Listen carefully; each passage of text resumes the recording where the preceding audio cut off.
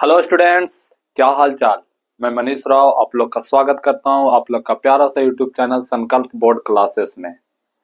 और आज हम लोग पढ़ने जा रहे हैं केमिस्ट्री, जो क्लास 10th के लिए है।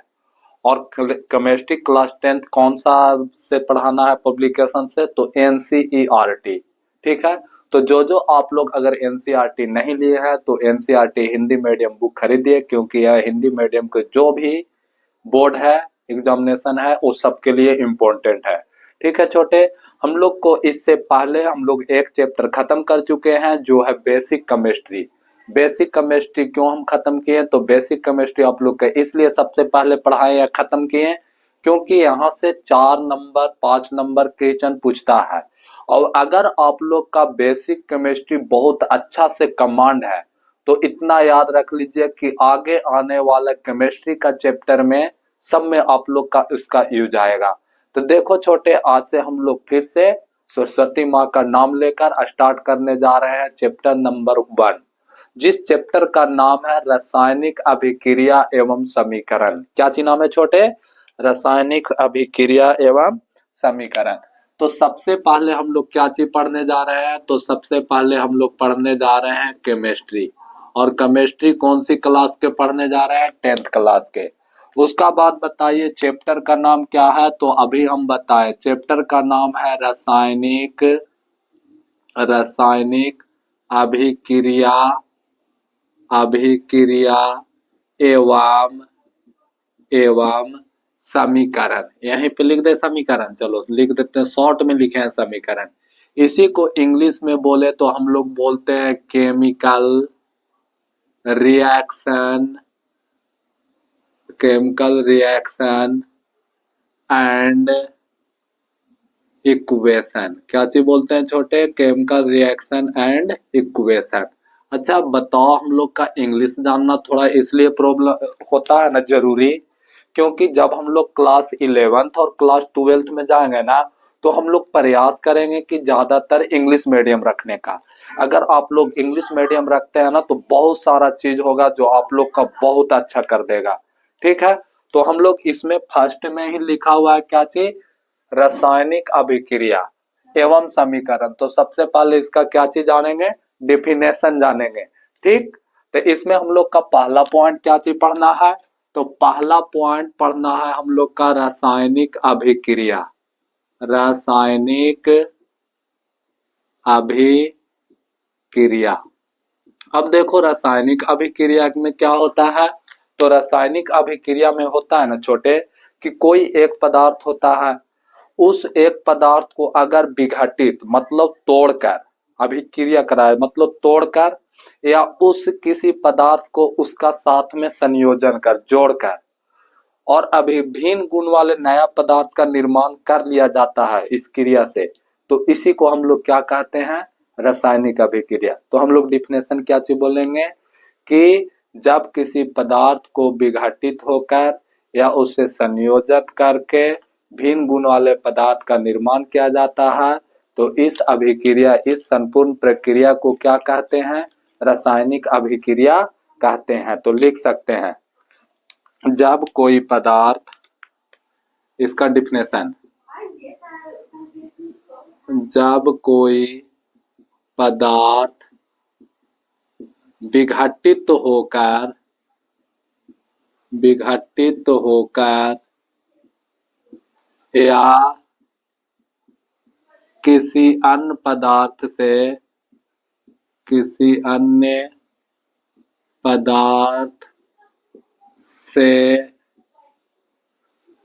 संयोग कर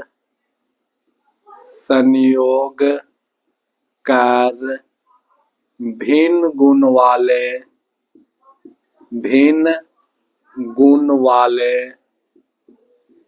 वाले नए पदार्थ का निर्माण करता है, नए पदार्थ का निर्माण करता है तो उसे रासायनिक अभिक्रिया कहते हैं। रासायनिक अभिक्रिया कहते हैं। अभिक्रिया कहते हैं। ठीक, देखो यही है। अब इसमें सुनिएगा, जैसे मान लो ना CaCO3 है, एक क्या है तो कैल्शियम कार्बोनेट, और कैल्शियम कार्बोनेट एक प्रकार का पदार्थ है। अगर इसको हम लोग हीट करते हैं, क्या चीज करते हैं, हीट मतलब गर्म करते हैं, तो यहाँ से बन जाता है CaO प्लस में CO2। मतलब देखो, एक पदार्थ था, वो विघटित हुआ और विघटित होकर दो भिन्न गुण वाले नया पदार्थ का निर्माण कर दिया कि ना, अलग भिन्न गुण वाले। हाँ, इसी तरह से इसका एक एग्जांपल और दे सकते हैं छोटे।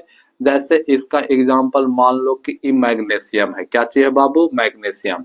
और मैग्नीशियम को ऑक्सीजन के साथ संयोग कराएंगे तो ये क्या चीज दे देगा, मैग्नीशियम ऑक्साइड दे देगा। क्या चीज देगा छोटे, मैग्नीशियम ऑक्साइड। तो आप लोग यहाँ से बता सकते हो ना कि यहाँ पे कोई पदार्थ किसी पदार्थ से संयोग करके भिन्न गुण वाले नए पदार्थ का निर्माण कर रहा है, और यहाँ पर कोई पदार्थ विघटित होकर भिन्न गुण वाले नए पदार्थ का निर्माण कर रहा है। यहाँ तक आप लोग का कहानी क्लियर है। हाँ क्लियर है। तो देखो छोटे, आप लोग यहाँ पे ध्यान देना। देखो हम लोग तीर के निशान को जो बायां तरफ देख रहे हैं ना बाबू, ए वाला, तो इसको हम लोग बोलते हैं अभिकारक। काची बोलते हैं छोटे, अभिकारक। और हम लोग बोले ना तो इसी को हम लोग बोल सकते हैं ना कि ये रासायनिक अभिक्रिया में भाग ले रहा है। और देखो इस रासायनिक अभिक्रिया के फलस्वरूप जो बन रहा है, इसी को हम लोग बोलते हैं प्रतिफल। काची बोलते हैं, प्रतिफल, या क्या बोलते हैं, उत्पाद बोलते हैं। और इसी को अंग्रेजी में क्या बोलते हैं, तो अंग्रेजी में इसको हम लोग बोलते हैं प्रोडक्ट। काची बोलते हैं छोटे, प्रोडक्ट बोलते हैं। और अभिकारक को अंग्रेजी में क्या बोलते हैं, तो अभिकारक को अंग्रेजी में बोलते हैं रिएक्टेंट। काची बोलते हैं छोटे, रिएक्टेंट। यहाँ तक बात समझ में आई। और आप लोग साथ में नोट्स करते जा रहे हैं ना। हम हर वीडियो में बोलते हैं आप लोग का, क्या बोलते हैं कि आप लोग जब भी वीडियो देखने बैठो तो पीछे क्लास वाला क्लियर होना चाहिए, ना तो 5-10 मिनट पहले उसको पढ़ लो, उसका बाद कॉपी पेन लेकर ही बैठिए। अगर आप लोग के पास NCERT है तो जो पढ़ लेते हैं उसका बाद जाके NCERT देखिए। और हम दावा के साथ कहते हैं कि मेरा यहाँ से बिहार बोर्ड में एक भी क्वेश्चन मेरा नोट से बाहर नहीं आएगा। ठीक, इतना याद रखना आप लोग, एक भी क्वेश्चन मेरा नोट से बाहर नहीं आएगा। जो भी क्वेश्चन आएगा वो मेरा नोट से आएगा।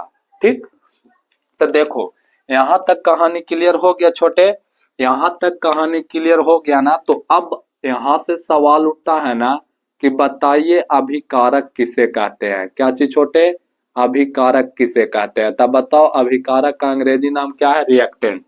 तो हम लोग लिख सकते हैं ना कि रासायनिक अभिक्रिया में भाग लेने वाला पदार्थ को क्या कहते हैं, अभिकारक। हम अभी तुरंत आप लोग का समझाएं तो इसको डिफिनेशन लिख लो।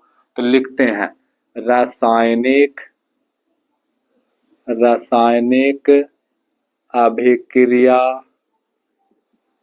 अभिक्रिया में भाग लेने वाले पदार्थ को, रासायनिक अभिक्रिया में भाग लेने वाले पदार्थ को अभिकारक कहते हैं। काची कहते हैं छोटे, अभिकारक कहते हैं। काची कहते हैं, अभिकारक कहते हैं। अगर इसका एग्जाम्पल लिखना चाहो तो एग्जाम्पल में क्या है, तो जैसे हम यहाँ पे ले लेते हैं, जैसे Mg+O2 और ये अभिक्रिया कर रहा है तो क्या बना रहा है, MgO। तो यहाँ से लेके ये जो अभिक्रिया में भाग ले रहा है छोटे, ये ही क्या कहलाएगा, अभिकारक कहलाएगा। क्या चीज कहलाएगा बाबू, अभिकारक। और इसका फलस्वरूप जो बना वो क्या कहलाएगा, प्रतिफल। तो देखो, तो अगर आप लोग का प्रतिफल का डिफिनेशन पूछा जाए तो प्रतिफल का डिफिनेशन नहीं बताइएगा, तो बताओ प्रतिफल का डिफिनेशन क्या है। तो इतना बार समझाने तक अगर आप लोग नहीं बता पा रहे हैं तो आप लोग का ध्यान यहाँ पे बोर्ड पे नहीं है। प्रतिफल का एक और नाम है उत्पाद।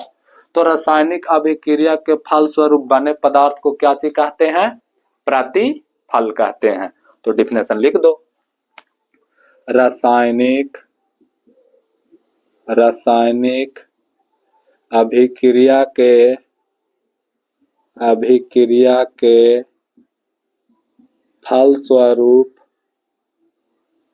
फलस्वरूप बने पदार्थ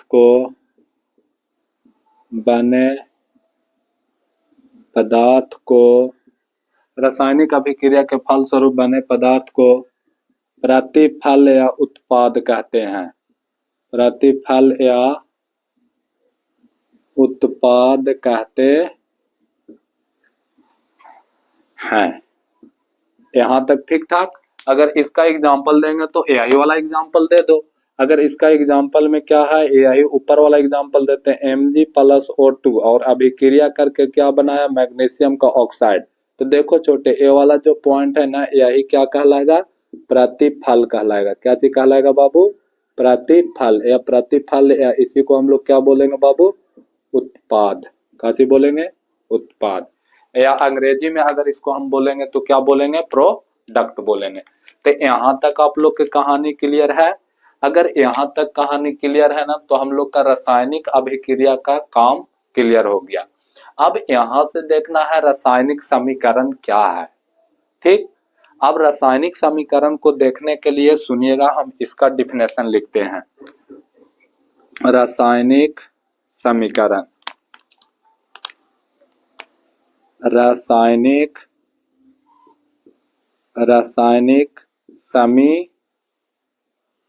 अच्छा पूरा लिखते हैं समीकरण। अगर इंग्लिश में इसको लिखेंगे तो क्या लिखेंगे, केमिकल इक्वेशन, जो आप लोग का ऊपर लिखा हुआ है। इसका डिफिनेशन क्या है, तो हम लोग बोलेंगे ना कि रासायनिक अभिक्रिया में उपस्थित अभिकारक। देखो ये एक प्रकार का रासायनिक अभिक्रिया है और इसमें उपस्थित क्या है, अभिकारक है और क्या है, प्रतिफल है। और अभिकारक और प्रतिफल के रूप में क्या चीज स्थित है, उपस्थित है, तो तत्व उपस्थित है। अगर तत्व का संकेत और परमाणु संकेत और सूत्र, साथ ही साथ परमाणु संकेत और सूत्र का परमाणु संख्या का चीज होगा छोटे, संकेतों और सूत्रों के द्वारा व्यक्त करना ही क्या कहलाता है, रासायनिक समीकरण कहलाता है। तो लो डिफिनेशन लिख लो, लिख सकते हैं रासायनिक अभिक्रिया में, रासायनिक अभिक्रिया में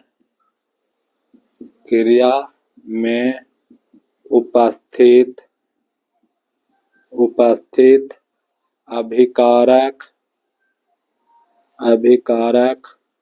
और प्रतिफल, अभिकारक और रासायनिक अभिक्रिया में उपस्थित अभिकारक और प्रतिफल को संकेतों एवं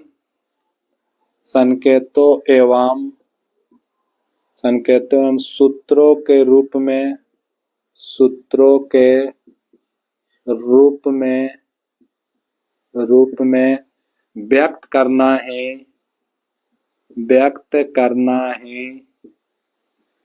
रासायनिक समीकरण कहलाता है। रासायनिक समीकरण कहलाता है। रासायनिक समीकरण कहलाता है। रासायनिक समीकरण कहलाता है। तो यहाँ तक आप लोग की बात समझ में आई कि रासायनिक समीकरण क्या है। तो रासायनिक अभिक्रिया में उपस्थित अभिकारक और प्रतिफलों के बीच संकेतों एवं सूत्रों के रूप में व्यक्त करना ही क्या कहलाता है, रासायनिक समीकरण कहलाता है। तो अगर यहाँ तक आप लोग का कहानी क्लियर है ना छोटे, तो हम लोग देखेंगे रासायनिक समीकरण को लिखने का शर्त। ठीक, रासायनिक समीकरण को किस रूप में लिखा जाता है। अच्छा इसका एग्जाम्पल, उससे पहले इसका एग्जाम्पल में हम लोग यही ऊपर वाला एग्जाम्पल भी दे सकते हैं ना। तो ऐसे देख सकते हैं, कार्बन है और कार्बन को अगर हम लोग ऑक्सीजन से अभिक्रिया करवाएंगे तो क्या देगा, CO2 देगा। इसी के साथ हम लोग बोल सकते हैं छोटे कि हाइड्रोजन है और इसको अगर हम लोग ऑक्सीजन से अभिक्रिया कराएंगे तो क्या देगा, H2O देगा। तो ये सब सारा का सारा क्या चाहिए छोटे, तो ये सब सारा रासायनिक समीकरण है। अब हम लोग इसको क्या करो, आप लोग इसको आप लोग स्क्रीनशॉट करो। उसका बाद हम आप लोग का अभी लिखाते हैं रासायनिक समीकरण के लिखने का शर्त। ठीक, तो आप लोग इसको स्क्रीनशॉट कीजिएगा। तो आप लोग स्क्रीनशॉट कर लिए होंगे। अब यहाँ से हम लोग लिखते हैं रासायनिक समीकरण को लिखने का आवश्यक शर्त। तो हेडिंग में हम लोग लिखते हैं, हेडिंग क्या होगा छोटे, तो हेडिंग होगा रासायनिक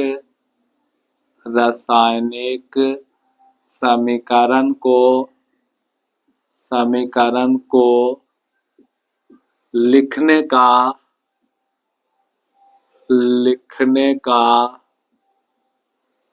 आवश्यक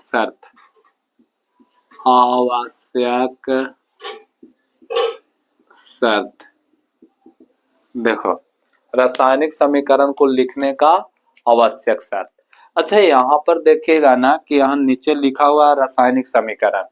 तो देखो, जो अभिकारक होते हैं ना, वो हमेशा किस तरफ, समीकरण के किस तरफ लिखा जाता है, तो बायां तरफ लिखा जा सकता है।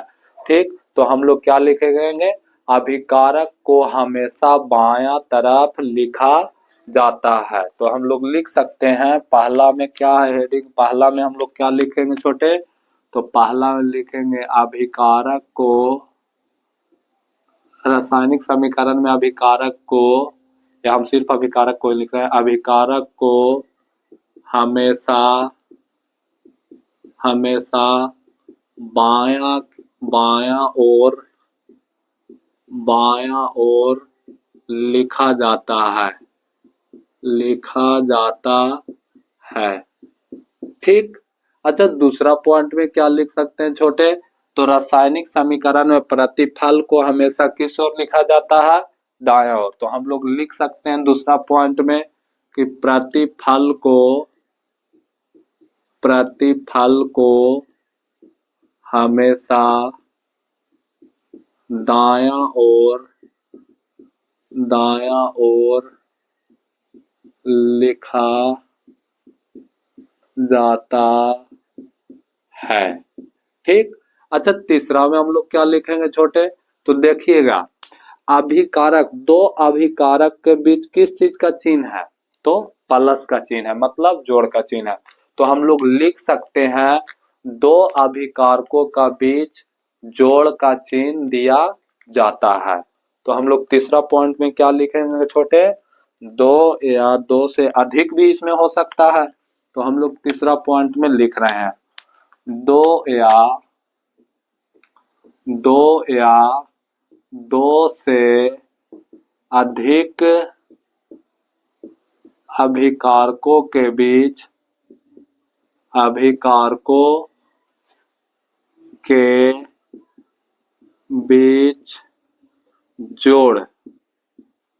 जोड़, इसी को हम लोग ब्रैकेट में प्लस लिख देते हैं, जोड़ ब्रैकेट में प्लस का चिन्ह दिया जाता है।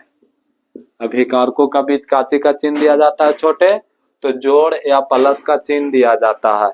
इसी तरह से हम लोग फोर्थ पॉइंट में क्या चीज लिखेंगे, तो फोर्थ पॉइंट में लिखेंगे कि दो या दो से अधिक प्रतिफलों के बीच क्या चीज का चिन्ह दिया जाता है, तो प्लस का चिन्ह दिया जाता है। तो हम लोग लिखो चौथा पॉइंट में, दो या दो से अधिक प्रतिफलों के बीच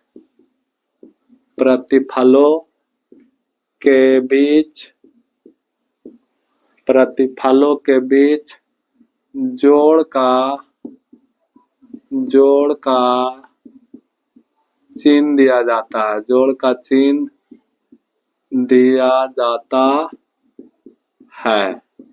दो या दो से अधिक प्रतिफलों के बीच क्या चीज का चिन्ह दिया जाता है, जोड़ का चिन्ह दिया जाता है। अच्छा, पांचवा पॉइंट में हम लोग क्या देख रहे हैं कि रासायनिक समीकरण को दिशा बताने के लिए किस चीज का तीर दिया जाता है छोटे, तो रासायनिक समीकरण के दिशा को बताने के लिए हम लोग बोल सकते हैं ना कि किस चीज का चिन्ह दिया जाता है, तो रासायनिक समीकरण को दिशा बताने के लिए हम लोग तीर का चिन्ह लगाते हैं। तो हम लोग लिख सकते हैं, अभिकारक और प्रतिफल को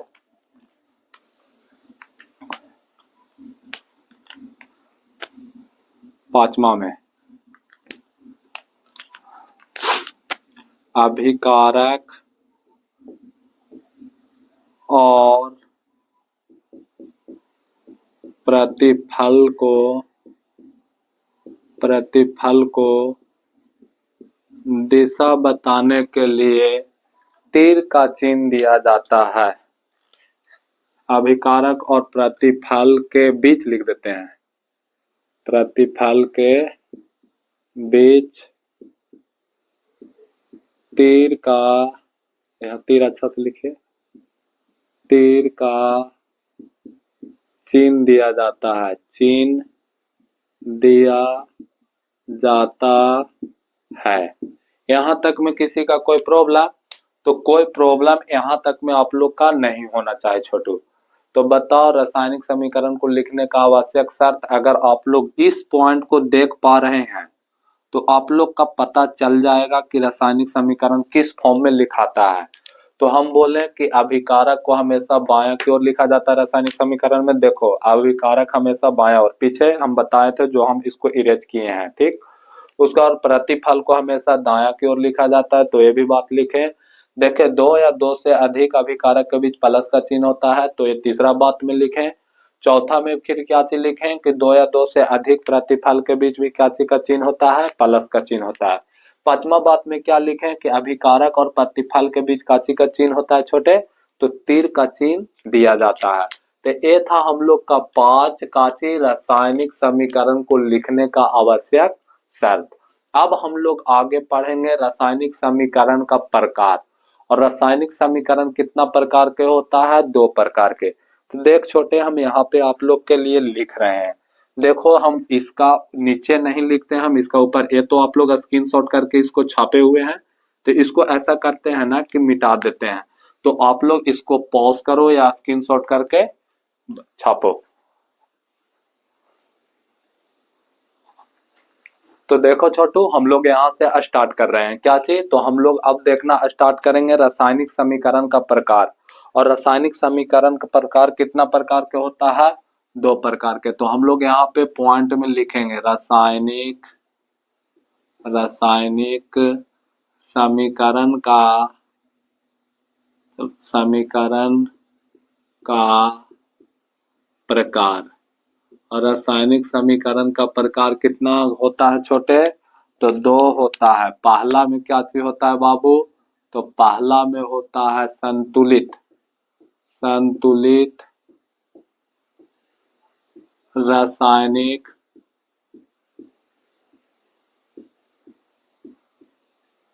समीकरण, संतुलित रासायनिक समीकरण। और दूसरा में क्या होता है? असंतुलित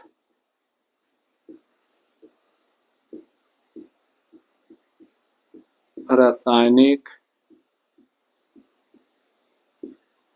समीकरण, ठीक। अब संतुलित रासायनिक समीकरण का एक अंग्रेजी में क्या चीज बोलते हैं? तो बैलेंस केमिकल इक्वेशन। तो इसको लिख देते हैं, बैलेंस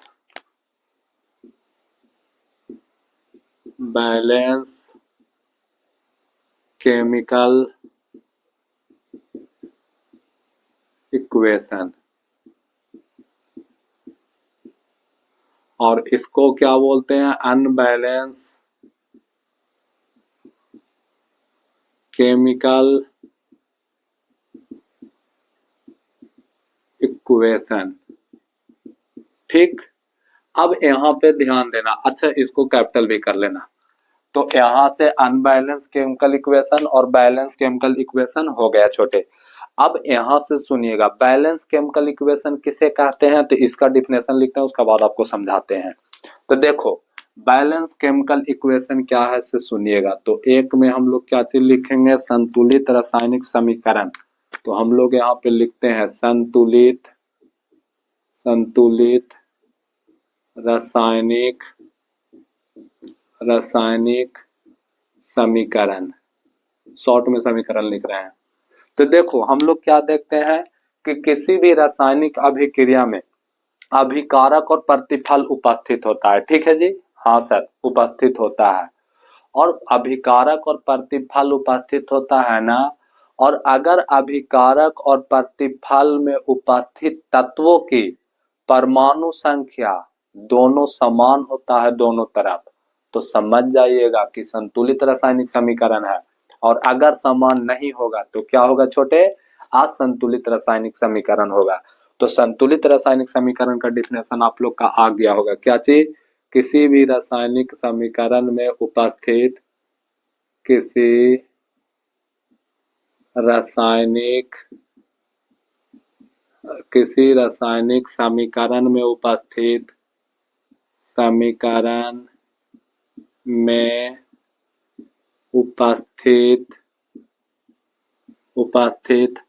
अभिकारक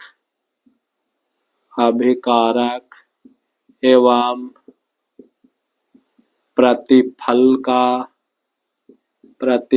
का तत्वों की परमाणु संख्या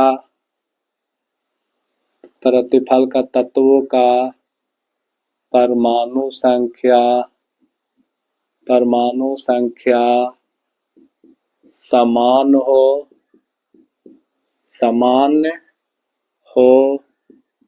उसे क्या कहते हैं छोटे, तो उसे संतुलित, परमाणु संख्या समान हो तो उसे संतुलित रासायनिक समीकरण कहते हैं। रासायनिक समीकरण कहते हैं।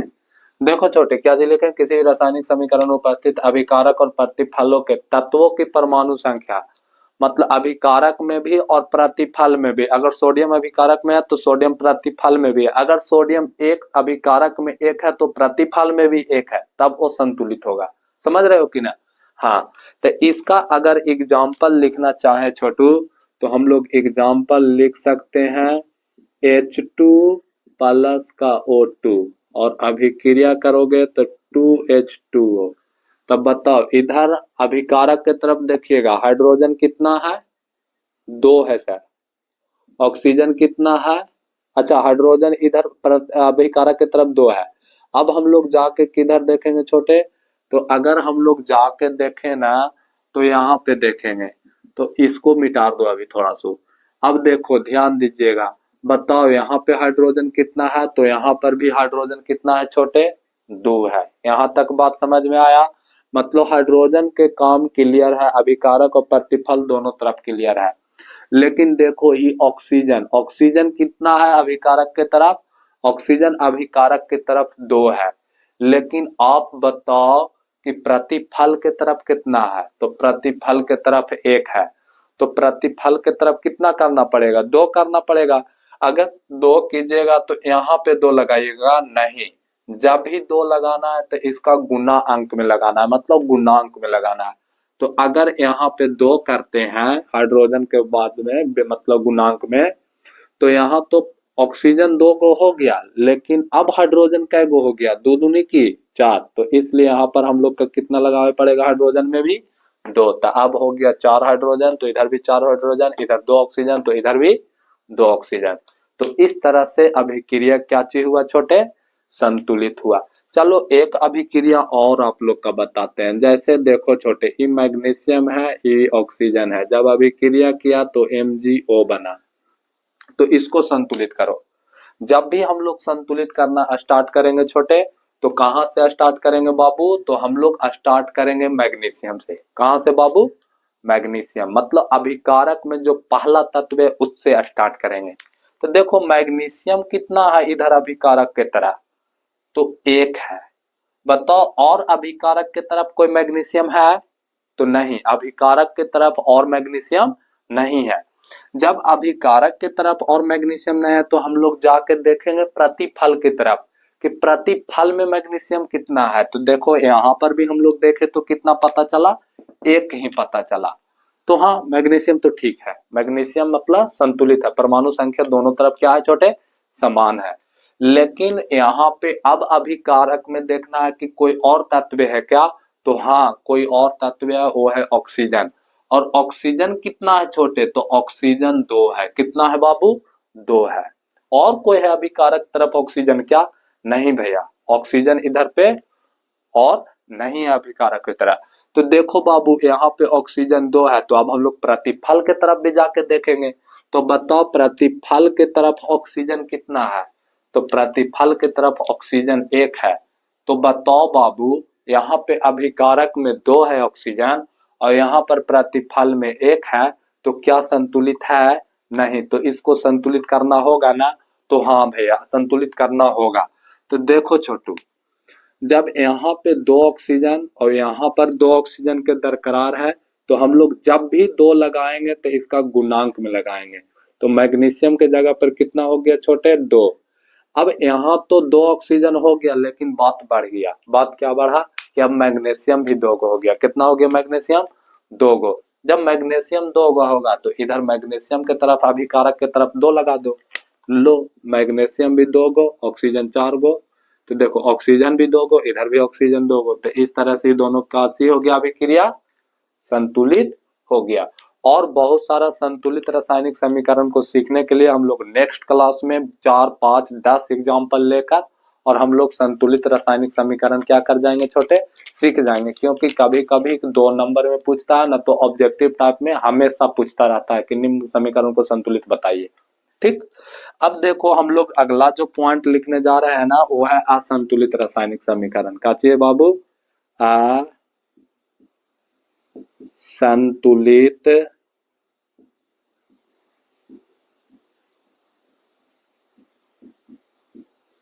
असंतुलित रासायनिक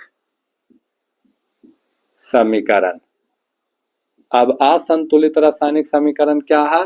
तो हम लोग लिख सकते हैं कि वैसा रासायनिक समीकरण या किसी रासायनिक समीकरण में उपस्थित अभिकारक एवं प्रतिफलों के तत्वों की परमाणु संख्या असमान हो। लिख लो, किसी रासायनिक समीकरण में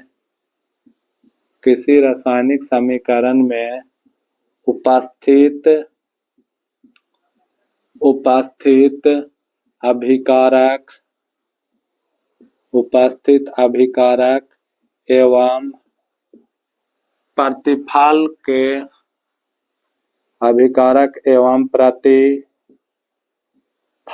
के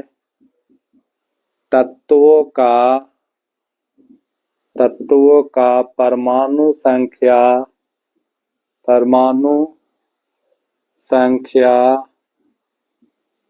असमान हो। उपस्थित तत्वों के परमाणु प्रतिफल एवं अभिकारक एवं प्रतिफल के तत्वों के परमाणु संख्या क्या हो? असमान हो। तो उसे असंतुलित रासायनिक समीकरण कहते हैं। असंतुलित रासायनिक समीकरण कहते हैं। समीकरण कहते हैं। यहाँ तक बात आप लोग के समझ में आया? तो हाँ, यहाँ तक बात समझ में आया। अच्छा सर, असंतुलित रासायनिक समीकरण का एग्जाम्पल कैसे लिखेंगे? तो कोई बात ना छोटे, जहां पे संतुलित क्या उसको संतुलित नहीं करना है, चुटकी बजाओगे असंतुलित रासायनिक समीकरण का हो जाएगा एग्जाम्पल। जैसे में देख लो, जैसे H2 और प्लस का O2 और यहाँ पर लिख दो 2H2 है, संतुलित है का? है ये नहीं है संतुलित कभी। इसी तरह से Mg और प्लस के O2 और इसको अभिक्रिया लिख दो MgO, संतुलित है का? नहीं है संतुलित। तो लो, असंतुलित रासायनिक समीकरण क्या हो गया बाबू? लिखा गया। तो यहाँ तक में किसी का कोई प्रॉब्लम? तो यहाँ तक में आप लोग का किसी का कोई प्रॉब्लम नहीं होना चाहिए। अच्छा, यहाँ से एक क्वेश्चन बनता है ना कि संतुलित रासायनिक समीकरण को संतुलित किया जाता है क्यों? ना तो इस तरह से क्वेश्चन बनता है कि रासायनिक समीकरण को संतुलित किया जाता है क्यों? तो देखो छोटे, अगर हम लोग रासायनिक समीकरण को संतुलित करते हैं तो सुनना, यहाँ पे ध्यान देना है आप लोग। देखो, जैसे यहाँ मैग्नीशियम 2 गो है, तो मैग्नीशियम 2 गो है ना बाबू, तो मैग्नीशियम का परमाणु संख्या 12 होता है, परमाणु भार 24 होता है। यहाँ पर भी मैग्नीशियम कितना है? 2 गो है, इसका परमाणु संख्या 12 होता है, परमाणु भार 24 होता है। ठीक। तो बताओ, यहाँ पर द्रव्यमान क्या चीज है? समान है। क्या चीज छोटे? समान है। मतलब अभिक्रिया हुआ है ना, तो अभिक्रिया के फलस्वरूप द्रव्यमान को संरक्षण किया गया है, मतलब वो आगे पीछे नहीं हुआ है। लेकिन अब यहाँ पर नीचे असंतुलित में देखिएगा समीकरण को, देखो छोटे, यहाँ पर मैग्नीशियम, देखो मैग्नीशियम तो सेम है। अब यहाँ ऑक्सीजन आते हैं, ऑक्सीजन का परमाणु संख्या कितना होता है? 6 होता है। बढ़िया। हाँ, यहाँ पर कितना ऑक्सीजन है? 2 ऑक्सीजन है। तो बताओ इसका परमाणु भार कितना होगा? तो ऑक्सीजन का परमाणु संख्या 6 होता है या 8 होता है? तो ऑक्सीजन का परमाणु संख्या 8 होता है, तो इसका परमाणु भार 16, तो 16 दूनी की 32। ये 2 ऑक्सीजन को मिलाकर परमाणु भार कितना होगा? 32। लेकिन प्रतिफल के तरफ देखो तो परमाणु भार 32 है? नहीं भैया, एक ही ऑक्सीजन है ना। और जब एक ऑक्सीजन होगा छोटू, तो 8 का दुगना 16, तो 16 ने है, मतलब इधर 32 है परमाणु भार और इधर कितना है? 16 है। तो हम लोग बोल सकते हैं ना, लेकिन यही देखो, यहाँ पे संतुलित में देखिएगा तो यहाँ भी 32 है परमाणु भार और यहाँ भी 2 ऑक्सीजन है, तो यहाँ पर भी 32। तो आप लोग का क्वेश्चन आएगा कि रासायनिक समीकरण को संतुलित किया जाता है क्यों? तो हम लोग डिफिनेशन में क्या देंगे, आंसर में क्या देंगे कि रासायनिक समीकरण को संतुलित किया जाता है क्योंकि द्रव्यमान संरक्षण नियम का उल्लंघन नहीं हो। ठीक, लिखवा दें। चलो आप लोग का क्वेश्चन ही लिखवाते नहीं, बोल ही देते हैं क्वेश्चन को। ठीक, क्वेश्चन आप लोग क्या लिखोगे कि रासायनिक समीकरण को संतुलित किया जाता है क्यों? ठीक है, लिखिए क्वेश्चन, रासायनिक समीकरण को संतुलित किया जाता है क्यों? तो इसका आंसर क्या होगा छोटे? तो रासायनिक समीकरण को संतुलित किया जाता है ताकि द्रव्यमान संरक्षण नियम का उल्लंघन नहीं हो, ताकि द्रव्यमान संरक्षण नियम का उल्लंघन नहीं हो। तो इसी कारण से रासायनिक समीकरण को क्या किया जाता है छोटे? संतुलित किया जाता है। तो यहाँ तक में आप लोग का किसी का कोई प्रॉब्लम? अगर आप लोग का ये वीडियो अच्छा लगा है तो लाइक कीजिए, सब्सक्राइब कीजिए, ताकि आप लोग का जब भी नया वीडियो आए तो सबसे पहले आप लोग तक पहुंच पाए। साथ ही साथ वीडियो अगर अच्छा और लगा है तो वीडियो के अपना भाई बंधु के साथ क्या कीजिए, शेयर कीजिए, ताकि उन लोग भी क्या पढ़ सके, टॉप क्वालिटी कंटेंट पढ़ सके यूट्यूब पे। ठीक, उसका बाद अगर आप लोग एनसीईआरटी नहीं खरीदे हैं तो एनसीईआरटी खरीदे ही। हम आप लोग का फिर से एक बार बोलते हैं, आशा देते हैं कि मेरा नोट्स से सारा क्वेश्चन आएगा, जो आप लोग के बोर्ड पे लिखा रहे हैं वही मेरा नोट्स है और अदर नोट्स नहीं है। तो यहाँ तक ठीक ठाक, यहाँ तक ठीक ठाक है। तो आज के लिए इतना ही, तब तक के लिए ओके बाय, फिर मिलते हैं नेक्स्ट क्लास में। Thank you.